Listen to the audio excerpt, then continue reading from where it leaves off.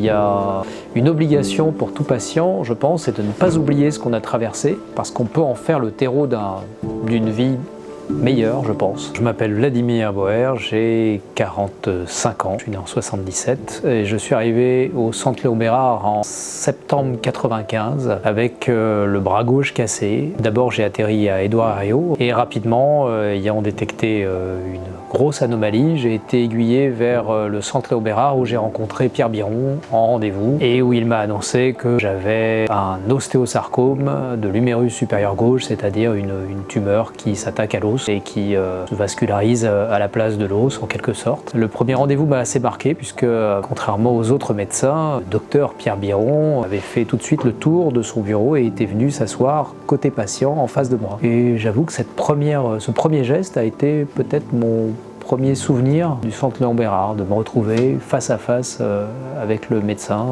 de mon côté. Il y a eu d'abord une biopsie, un petit prélèvement qui a confirmé la nature belliqueuse, agressive de la tumeur. Et après j'ai été admis au service Émile Paubateau, deuxième étage. J'ai été reçu par une femme assez exceptionnelle, pas assez d'ailleurs, exceptionnelle, qui n'est plus parmi nous, qui s'appelait Madame Corti-Chiato, qu'on appelait Madame Corti, et qui était une ancienne du centre, une infirmière haut gradée et qui menait admirablement son service. Elle avait commencé la pédiatrie. Quand je suis arrivé, c'est elle qui m'a accueilli, je dirais comme une tata accueillerait son neveu, ce qui m'a rassuré. Parce qu'avec ma tranche d'âge, j'avais 18 ans à l'époque, j'aurais pu atterrir en pédiatrie, je me suis retrouvé avec les adultes.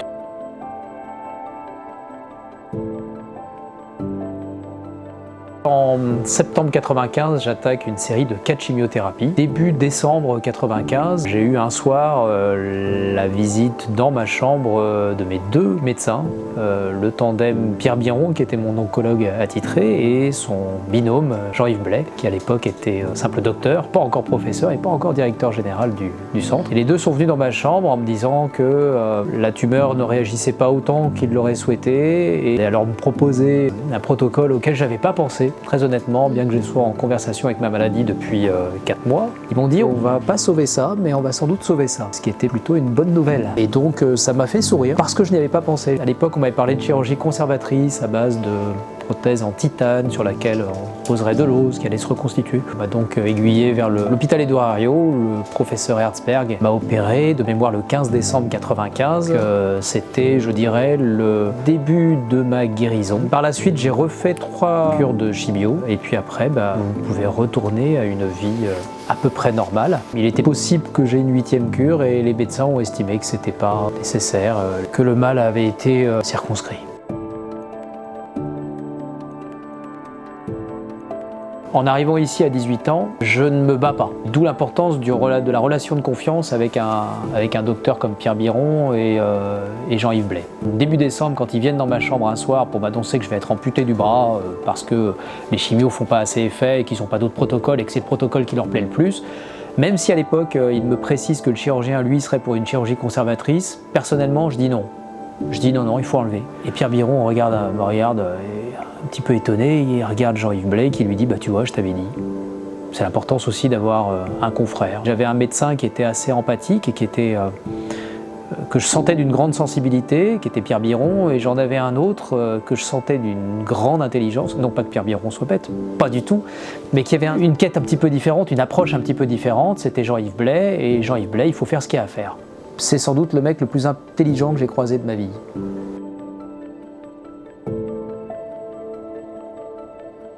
Mon premier passage a lieu en 95-96, je suis relâché en avril, je reprends une vie. Et puis à la dernière visite de contrôle au bout de 10 ans, Pierre Biron trouve des métastases au poumon, donc là on doit être en mars. Et il se trouve qu'à cette époque, mon père, on vient de lui détecter un cancer qui lui sera fatal, qui est un cancer des poumons avec métastase au cerveau. Et je me retrouve à devoir annoncer à ma mère, qui s'occupait déjà de mon père, écoute, j'ai une rechute. Et je prends le parti en fait de la défier en quelque sorte. Je lui dis écoute, là tu t'occupes de papa, c'est pas facile, il va falloir que tu sois forte parce qu'il va falloir qu'on lui cache que je fais une petite rechute. Et là ma mère est évidemment très choquée en me disant mais c'est pas possible, tu plaisante, enfin dire t'es pas en rechute, c'est fini, c'est loin. Je dis si, je fais une rechute. Et il se passe un truc assez dingue, c'est que mon père est donc hospitalisé au 2e étage, au 2A je crois.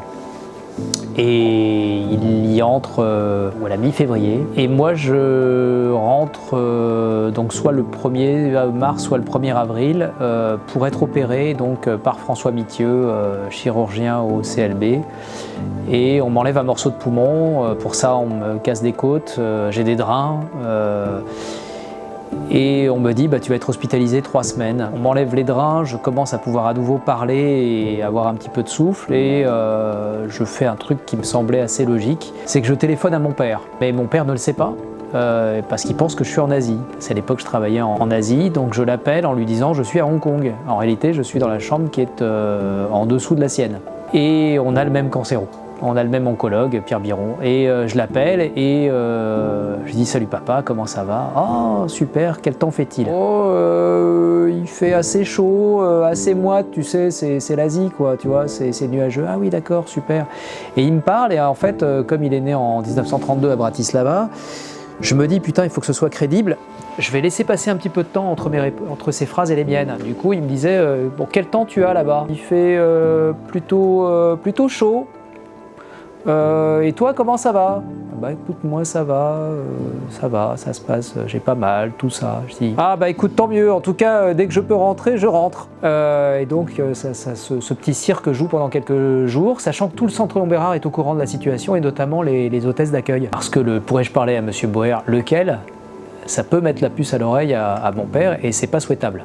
Je devais rester 3 semaines et au bout de 2 semaines, Pierre Biron arrive dans ma chambre et me dit « Bon Vlad, écoute, ton poumon est recollé, clairement t'as plus besoin de rester là, tu peux y aller. » Je dis « Super docteur ». Je m'habille et je monte voir mon père. Je rentre dans sa chambre, il me regarde, je lui dis « Écoute, je suis rentré plus tôt, j'ai pris l'avion hier, donc me voilà arrivé » et là il y a une partie de l'anecdote qui aujourd'hui me fait vachement marrer mais qui à l'époque me fait pas marrer, c'est qu'il me fait signe de venir, je viens vers lui et il me tapote le dos alors que j'ai 2 côtes cassées parce qu'on vient de m'enlever un morceau de poumon et là je manque de m'évanouir, je fais un petit pas en arrière et je lui dis ça me fait plaisir de te voir. Je m'assieds assez loin de lui quand même et au bout de 20 minutes entre dans la pièce docteur Biron qui faisait sa tournée de ses patients, donc il avait commencé par le 1er étage, il allait au 2e étage, je le vois arriver, je dis ah docteur Biron comment ça va, ça fait un bail qu'on s'est pas vu. Et il me regarde et il vient voir mon père, voilà. Je voyais mon père qui auparavant avait souffert et qui ne souffrait pas.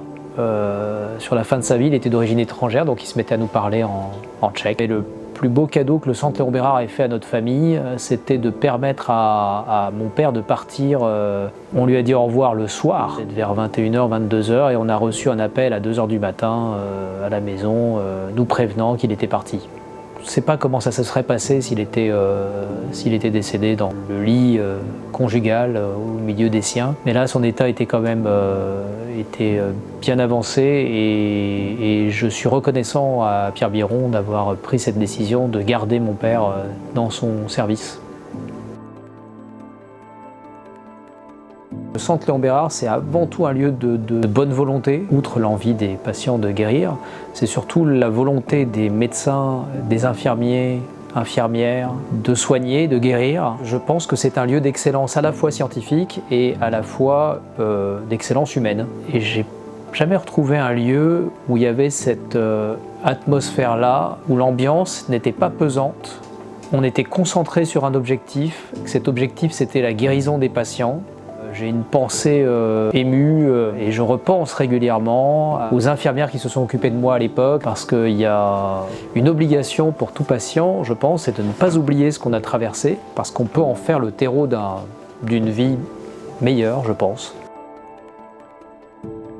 Je me retrouve au premier rendez-vous, donc premier check-up avec Jean-Yves Blais. A priori, la radio est bonne, tout va bien. Et puis on se regarde avec Jean-Yves Blais. Et finalement, je représente une forme de réussite pour lui puisque je suis toujours là. Et on se regarde en souriant, content de se retrouver 25 ans, plus de 25 ans après, et en bonne forme. Et l'assistante de Jean-Yves est à côté. Elle nous regarde, souriante, bienveillante. Et je dis, bah, il faut nous comprendre, on ne s'est pas vu depuis 26 ans avec le docteur Blais. Elle me dit, professeur, vous savez qu'il est même devenu directeur général du centre Léon Bérard. Je dis, oui, je sais, j'ai suivi ça. Et puis je le regarde, je dis, mais il faut comprendre, moi je l'ai connu, il était jeune, et je l'ai connu, il avait plus de cheveux. Et puis là, il y a un petit blanc, et je dis en même temps, il m'a connu, j'avais plus de bras. Donc on est quitte.